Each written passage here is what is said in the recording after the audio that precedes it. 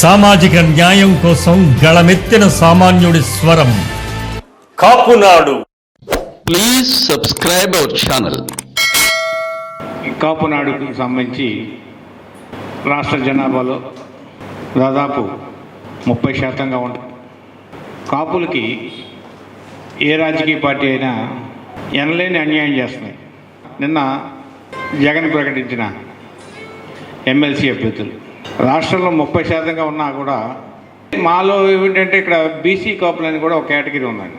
శ్రీరామచంద్ర గారు ఆయన వాడబలిజ ఆయన బీసీ సర్టిఫికేట్ మీద అన్నీ పొందుతూ ఏదైనా రాజకీయ అవకాశాలు వచ్చినప్పుడు కాపు అనే దాంతో అతను బెనిఫిట్ పొందటం, ఇట్లాగా డైరెక్ట్గా కాపులకి ఏదో రూపాయలు అన్యాయం చేయటానికే గత ప్రభుత్వాలు కానీ ఈ ప్రభుత్వం కానీ ఏదో రకంగా నిర్ణయించుకోవటం చాలా దురదృష్టకరం. ఎందుకంటే ఇవాళ అసెంబ్లీలో రాష్ట్రంలో ఏ పార్టీ తరఫున కానీ దాదాపు 30 మంది ఎమ్మెల్యేలు ఉంటే ఆ సామాజిక వర్గానికి చెందిన వాళ్ళు ఒక్కడు కూడా కనపడకుండా ఎక్కడో బీసీ కాపులు తీసుకురావటం లేదా ఇంకో రకంగా తీసుకురావటం ఇది కొద్దిగా బాధాకరం. అలాగే విజయవాడ నగర రాజకీయాల్లో మీ అందరికీ తెలియంది కాదు, వంగవీటిరావు మోహన్ రంగకి ముందు ఆ తర్వాత అనేది ఒక రాజకీయం ఉంది.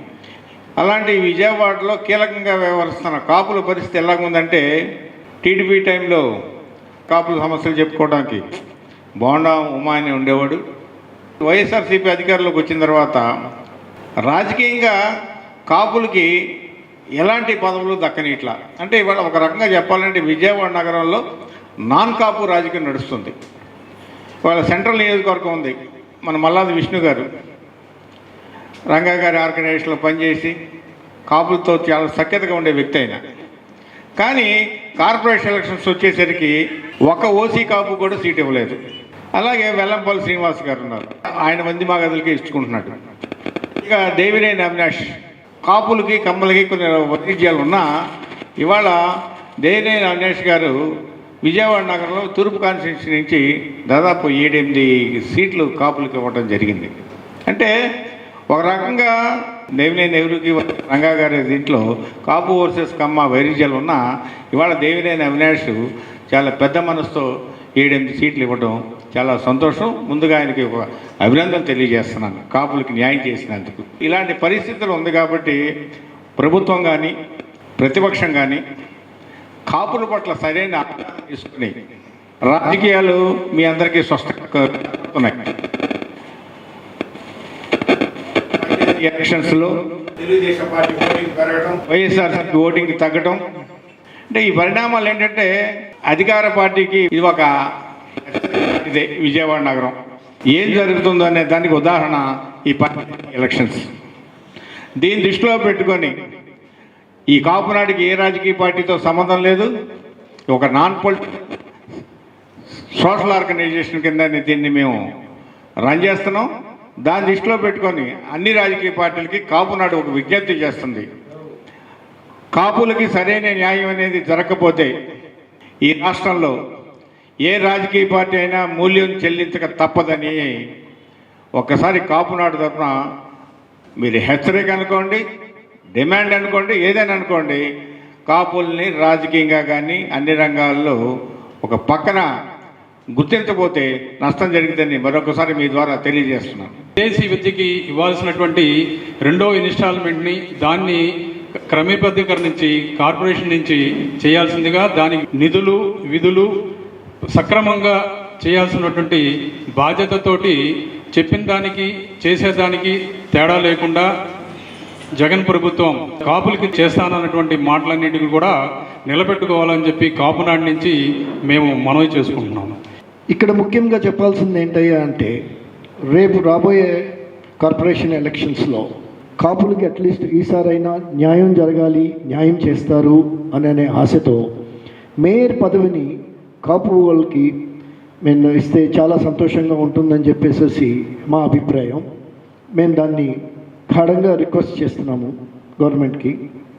అండ్ సెకండ్ థింగ్ ఏంటంటే బిహైండ్ ద స్క్రీన్ మ్యాక్సిమం పనిచేసేది కష్టపడేది అంతా కాపులే, కానీ తెర వెనుకనే ఉండిపోతున్నారు. తెర ముందుకు మాత్రం ప్రొజెక్ట్ చేయబడేది మిగతా వాళ్ళు. ఇది తగ్గించుకొని తెర వెనక ఉన్న వాళ్ళని అట్లీస్ట్ ఇప్పటి నుంచైనా తెర ముందుకు తేవాలని చెప్పి నేను చాలా విశ్వాసంగా కోరుకుంటున్నాను. కాపులు ఎంతసేపు గ్రాస్ రూట్ లెవెల్లోనే మిగిలిపోతున్నారు తప్పితే ఒక అధికారంలోకి వచ్చి ప్రొజెక్ట్ అయ్యి ముందుకి సేవ చేయాలి, సేవ చేయగలరు, కష్టపడగల శక్తి ఉన్నవాళ్ళు కాపులు అని చెప్పేసి నేను గాఢంగా నమ్ముతూ ఇక నుంచి అయినా సరే కాపులు అన్ని రంగాల్లో ముందు ఉండాలి అని చెప్పేసి దానికి సహకరించాలని చెప్పి గవర్నమెంట్ని విజ్ఞప్తి చేస్తాను.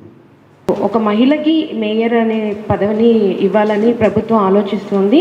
సో కాపు మహిళ అయితే కనుక ఇంకా ఉన్నతంగా ఈ నగరాన్ని ముందుకు తీసుకెళ్తుందనే ఆలోచనతో కాపునాడు తరపున ఒక కాపు అభ్యర్థికి ఈ మహిళా మేయర్ పోస్ట్ అనేది ఇవ్వాలని కాపునాడు తరపు నుంచి మేము ప్రభుత్వాన్ని అలాగే అన్ని పార్టీలకు కూడా విజ్ఞప్తి చేసుకుంటున్నాము.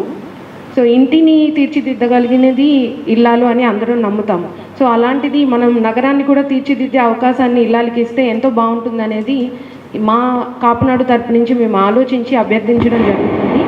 అన్ని రకాల ఆలోచనలు చేశాము. సో విద్యార్థులందరికీ కూడా కాపునాడు తరపు నుంచి ఏదైతే విదేశీ విద్యల కోసం మొదటి విడతగా అమౌంట్ రిలీజ్ చేశారో సో రెండో విడత అమౌంట్ అనేది ఆగిపోవడం జరిగింది. రెండో విడత అమౌంట్ని రిలీజ్ చేయవలసిందిగా కాపునాడు తరపు నుంచి మేము అభ్యర్థించడం జరుగుతుంది. అలాగే కాపు నేస్తం తరపున మహిళా అభ్యర్థులు ఎవరైతే అప్లై చేసుకుని ఉన్నారో అమౌంట్ 15,000 రూపాయలు చొప్పున సంవత్సరానికి గవర్నమెంట్ తరపు నుంచి అందింది. దాని ప్రకారంగా గణాంకాల ప్రకారంగా కూడాను ఎంతో ఉన్నతంగా ఆలోచించి కాపులకి మేలు చేస్తుంది ఈ ప్రభుత్వం అనేది మేము విశ్వసిస్తున్నాము. అలాగే కొన్ని విషయాల్లో ఏదైతే కాపులకు అన్యాయం జరుగుతుందో ఆ అన్యాయం కూడా జరగకుండా సమన్యాయం జరిగేలాగా మేము విజ్ఞప్తి చేస్తున్నాము. Please subscribe our channel.